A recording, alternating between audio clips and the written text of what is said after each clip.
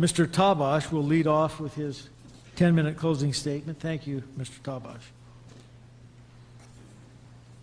Well, this is the last opportunity I have to address you as a group, and I would say that notwithstanding Dr. Bahnsen's swipes at me, and I think that immortal line of being a criminal in the universe is a lot of fun, but notwithstanding that, I think that I don't have to demonstrate the impossible in order to be able to talk about the possible.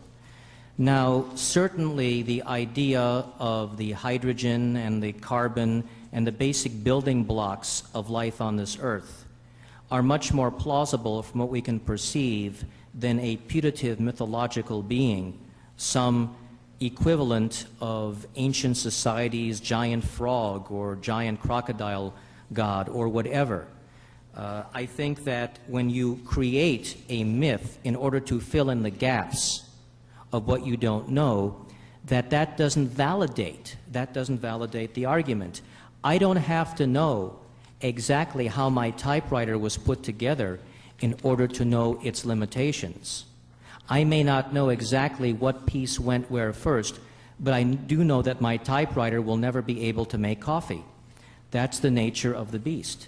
So I may not know exactly which atoms came together first, and neither does Dr. Bahnsen, though he may pretend to by his attempt to seize upon divine knowledge through the Bible. But I do know that however it begun, and I think the Big Bang theory is a scientific theory that is plausible and that doesn't depend on supernaturalism, but however the universe begun, I think that we do today know its qualities to a large degree. So I don't know how this microphone was put together exactly, but I know that it carries my voice more than it would if I were not speaking through it in a hall this size.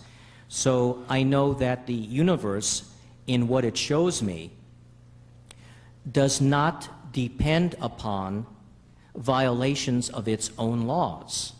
And I know that the universe is not so structured that there is an invisible being who periodically, but hasn't done so in 2,000 years, violates those laws in order to make a point.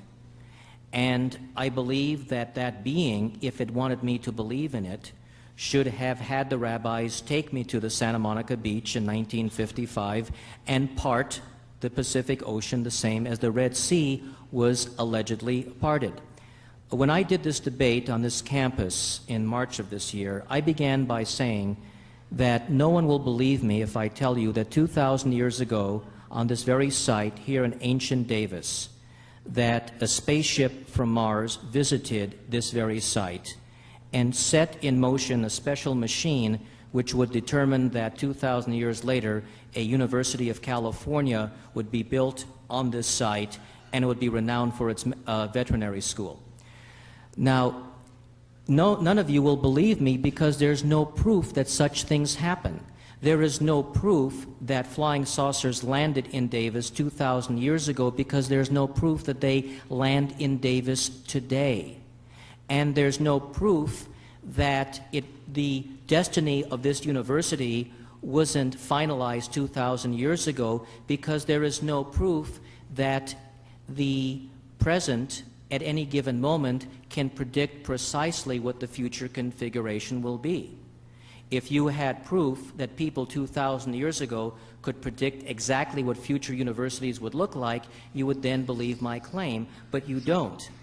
And I can tell you, and I think that I'm being a little bit more magnanimous than my opponent, that I would never, even though I'm convinced of what happened 2,000 years ago on this sacred spot, I would never tell any of you that you're going to go to hell forever because you don't believe in what happened, even though I believe that, in fact, the flying saucer came and the prediction came true. Because verifiability is something that we justifiably can look to in whether or not to believe the supernatural. And self-authenticating accounts in books written a long time ago don't prove the supernatural if there is no visible outside evidence of the supernatural. If Dr. Bahnsen chooses and wants to meet me somewhere in the California coast and demonstrate to me that he can walk on water, I submit and I pledge to all of you I will be duly impressed. Also, if Dr. Bahnsen will come with me to the Skid Row in downtown Los Angeles and have just a few pieces of fish and feed hundreds of people, and I see those fish multiplying in his hand out of nowhere to feed the multitudes of homeless in downtown Los Angeles, then I would be duly impressed. So if these extraordinary events can in fact occur, then they must visibly occur outside the boundaries of a book that does no more than claim about them. Because you see, that reduces the Bible to the same kind of literature as the UFO abductees who claim that they have been taken aboard UFOs and that their bodies and minds have been modified. In order for the God of Christianity, based on the Bible, to be nothing more than the ancient version of Elvis Presley sightings, we need verifiability that such types of violations of the laws of nature can and do occur. Or better yet, we need verification that they were not laws of nature, but that they were part of nature, and that we have in other human beings the same capacity for duplication. So if other people can resurrect from the dead, if other people can, by the energies within their bodies, suspend the laws of gravity, if other persons can materialize more out of little, then if miracles can be replicated today, it would help the evidentiary foundation of the supernatural claim. I have a friend who is a born-again Christian, and I told him that the claim in South India at Benares is that Sai Baba, an Indian guru, is capable of making ash appear out of nowhere. And there are pictures of him holding an urn upside down, taking out gallons and gallons of ash and materializing pieces of candy for the little children out of nowhere. And this born-again Christian friend said to me that unless it is trickery, it is of the devil. Why do the Christians say that if supernatural power is manifested by anybody other than their guy, it is of the devil? Why can't a believer in Satya Sai Baba say that if Jesus did it, Jesus is the devil? Why is it justified for believing Christians to say that supernaturalism, when manifested by other people, is satanic, but it's not okay for other types of spiritual seekers to say supernaturalism as manifested in Christianity is satanic? Where is the proof either way? Where is the proof that the miracles of Jesus of Nazareth occurred? And if they did occur, where is the proof that they are the only ones that ever happened? 100 Tibetan monks will testify that their leader, when he died, bodily dematerialized and disappeared in a golden light. Why is that any less verifiable? Why is that any less believable than the claim of Jesus of Nazareth? And if they're equally believable, why should not that revered Tibetan Lama be considered the equal of Jesus of Nazareth in terms of spirituality? Why this childish claim that only our guy is the man and everybody else's guy is not the man? Where is the evidentiary justification to back up the supernatural claim that your supernatural being can beat up anybody else's supernatural being on the block? That verifiability, that veridical evidence has not been adduced by any Christian thinker whatsoever at any time. And so I would recommend, if you have to believe in a God, don't believe in one that's going to send you to hell forever just because you don't buy the right theory. Believe in a God that loves everybody. And if you can't believe in a God, then let's really concentrate on loving each other, because I suspect it's all we've got. Thank you.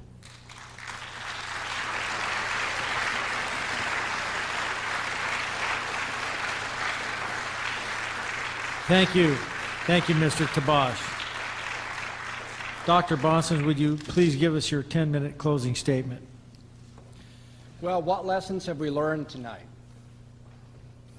I think this much is plain from Mr. Tabash's rhetoric about, burning in barbecue pits and things of that nature and challenging God and claiming things about mythology, that having a sharp tongue is not a sure indicator of possessing an equally sharp mind philosophically or using cogent reasoning. Great emphasis has been placed in my opponent's speaking tonight upon the idea of visible verification.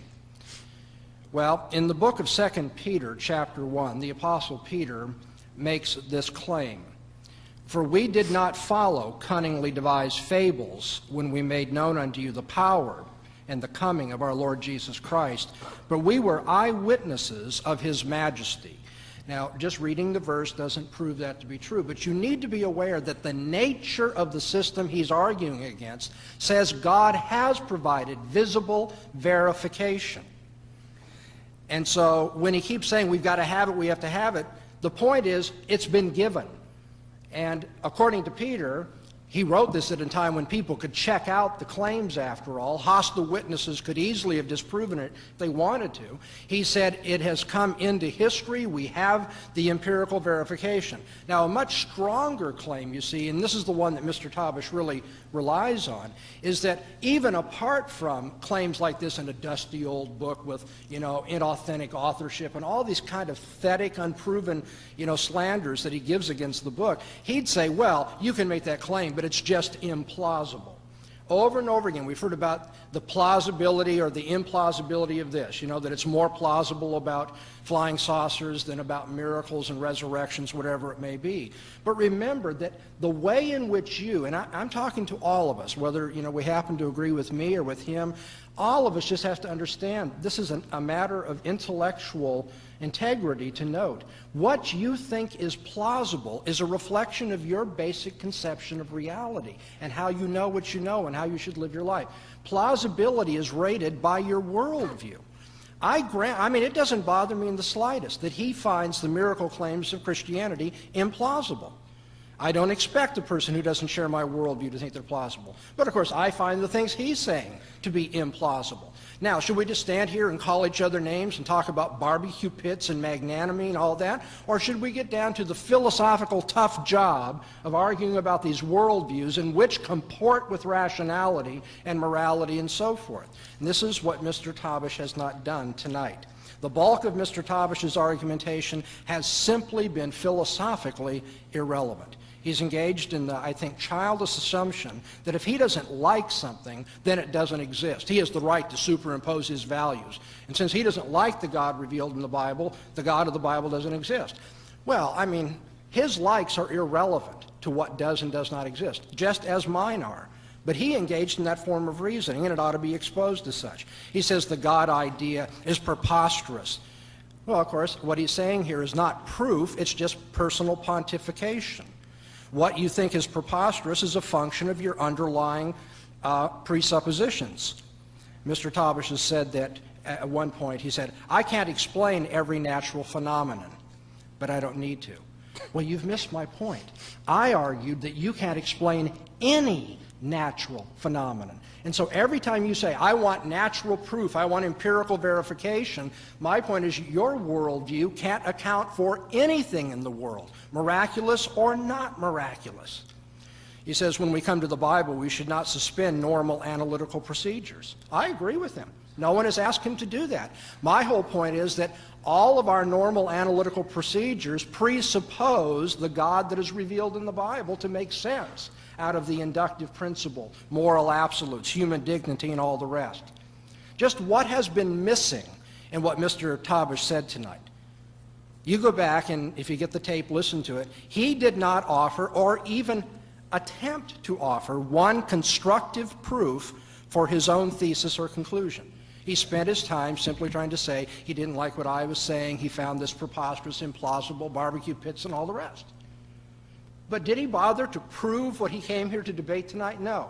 Now, I may not have persuaded you, And I may not have proved what I think that I have proved, but at least I have come here and offered you a form of proof. It's called transcendental proof, proving something from the impossibility of the contrary. I've looked at his presuppositions and shown that they violate the conditions of rationality, and shown that the Christian theistic view does not.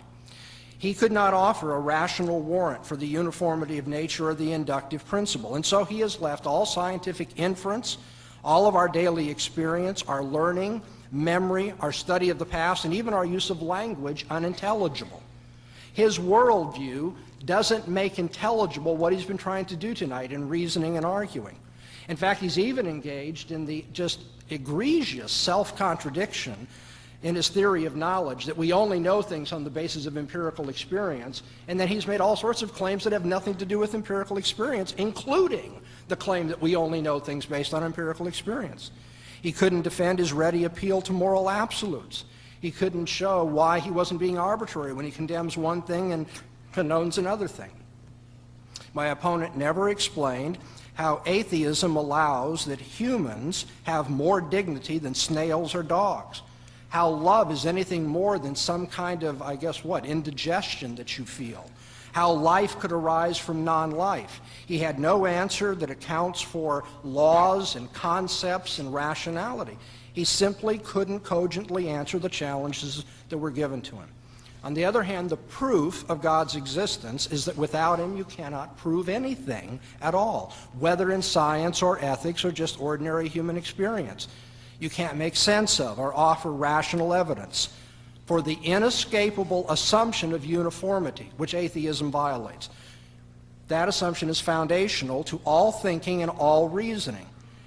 You can't coherently assert any kind of moral evaluation or judgment if people are nothing more but molecules in motion. And so we found tonight that atheists are uncomfortable with the need for being tough-minded in philosophy. I know that they can be ridiculing us, and I'm certainly sorry when any kind of debate, comes down to that, even if I have engaged in that. But tough-minded philosophical thinking has just not been found in the case that he's tried to offer. Atheists thoughtlessly profess, and they are emotionally committed to an underlying worldview that happens to render the reasoning, science, and ethics they want to do unintelligible. If atheists were consistent with their uncritical, fundamental beliefs about the nature of reality, they aren't, of course, but if they were consistent, they couldn't make sense of what we all take for granted, from toothpaste to the planets. So contrary to their professed theoretical presuppositions and actual practice in the real world, in debates before real university audiences, atheists pretend that there's uniformity in nature, that they can appeal to the absolutes of ethics. But on atheist presuppositions, you can't intelligently account for reasoning or discourse or debate at all. What I'm saying here simply is that Mr. Tabash is a living contradiction. He cannot account for his fundamental convictions about the world, about life, and about how we know what we know. Indeed, it's evident that he's not even thought seriously and critically about such matters, because he just wanders into self-contradiction when he starts talking about these basic matters. He's indulged in reasoning which is really, and I don't mean this personally, pathetic for its arbitrariness and its contradictory character, for its unproven, emotion-driven pronouncements, basically a line of thinking which violates the fundamental criteria of rationality. The atheist is satisfied to ignore the need for intellectual justification and explanation, the need to gain consistency within his total beliefs, and the need to demonstrate systematic cogency in his overall perspective on the world, man, and values. And in this light, atheism, for all its proud boast of scholarly adequacy, is a kind of intellectual adolescence which refuses to think hard, face the facts, and be tough-minded. Atheists live, when all is said and done, and you push them, by blind and contradictory faith about how we know what we know and what the nature of reality is. Atheism is arbitrary and irrational, all the while dressing up in the costume of rationality. Philosophically speaking, it's really much closer to superstition, undisciplined reflection and wishful thinking, than to science. No wonder the Scripture says that it's the fool who says in his heart there is no God. Paul says, professing themselves to be wise, those who are unbelievers, they became fools. That is not name-calling. That's a description of what happens to your reasoning when you will not admit the obvious. Mr. Tabash is in a lot of company, but the fact that there are a lot of people who do that sort of thing doesn't make his thinking any less superstitious or arbitrary. He is simply taking his intellectual autonomy for granted. Thank you very much.